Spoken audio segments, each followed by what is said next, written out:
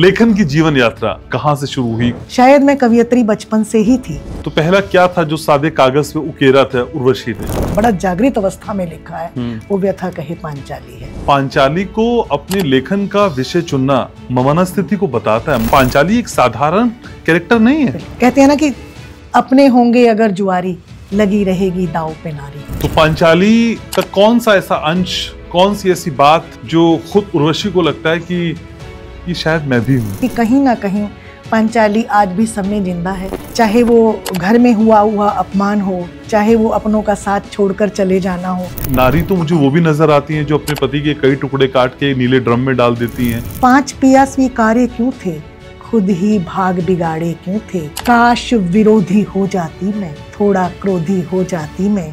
लेकिन आपको प्रेरित कौन करता है लिखने के लिए? अनुभव, समाज या आपकी इमेजिनेशन? काश न मेरे हिस्से होते, शुरू नहीं फिर किससे होते। काश कर्ण को वर लेती मैं, वाणी वश में कर लेती मैं। दुशासन मतिमंद न होता तो शायद यह द्वंद न होता।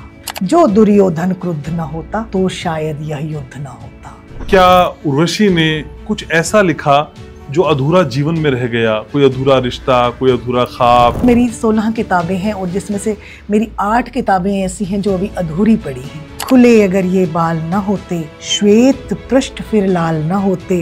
यदि मेरा अपमान न होता, गिद्धों का जलपान न होता। अगर पाप का वर्ण न होता, गीता का अवतरण न होता। कली ज्ञान की खिलती कैसे, अद्भुत गीता मिलती कैसे। लेखक जितना लिखता जाता है उतना खुद को भी खोता जाता है। जो अकेला होता है ना वही लेखक। मैंने खुद को तो खोया या नहीं खोया, लेकिन मैंने अपने परिवार को तो खो दिया।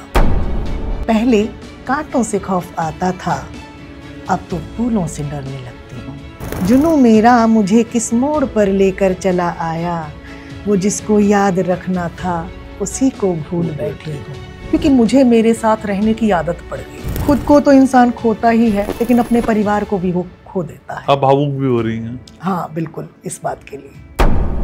क्या अपनी शर्तों पे वायरल होना मुश्किल नजर आता है आपको भी? जी, सच्चा साहित्य वायरल होता ही नहीं है। मैं शबरी हूँ राम की, क्या है ये? मैं शबरी हूँ राम की, चकती रहती बेर, तकती राहें आपकी, हुई कहाँ पर देर। कितने अचरज से भरा शबरी का वह काम, दांतों से लिखती रही बेरों पर वो राम। पहले जीवन में कौन आई, पांचाली या शबरी? यानी कि हर एक नारी कहीं ना कहीं, कभी ना कभी, किसी ना किसी रूप में, किसी ना किसी से मीटू का शिकार हुई है।